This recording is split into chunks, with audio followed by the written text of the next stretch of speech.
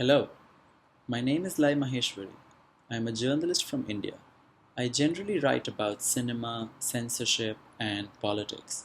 And in this video, I'm going to talk about a project I did with the Pulitzer Center on Crisis Reporting more than a year ago called Humanizing the Hermit Kingdom. For this project, I went into North Korea, attended a film festival in Pyongyang, and while spending a week in the city, also visited other entertainment and leisure establishments such as restaurants, dolphinariums, equestrian courses, and so on. For me, the inspiration behind this project, which the Pulitzer Center gratefully supported, was to offer a counterpoint to the coverage that dominates the conversation around North Korea, and rightfully so.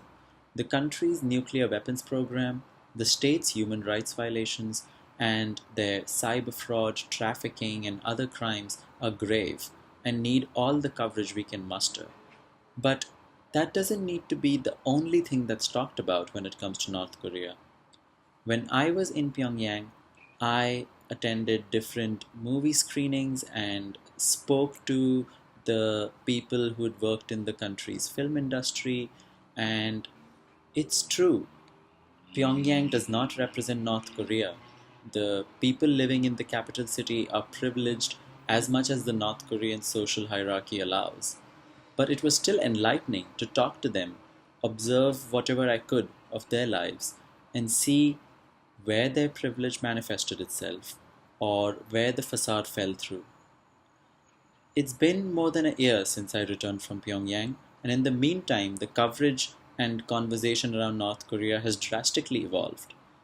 Otto Warmbier passed away when returned to the States from his imprisonment in North Korea. Evan Osnos, Nick Kristof, and other journalists have written spectacular stories about North Korea. But when I look back at things I saw, I remember, for instance, walking through the Scientists Street in Pyongyang, which is the showcase for the state and which our tour guides were more than happy to show us.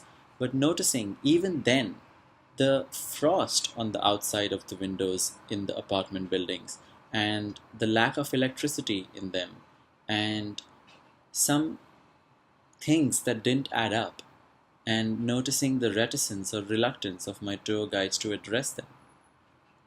Through these rather mundane encounters, I hope to convey a life of someone living inside North Korea that one doesn't get when trying to analyze Kim Jong-un's nuclear weapon strategy.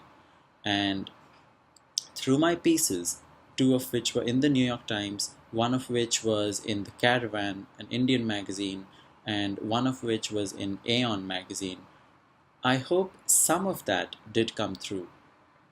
Thank you.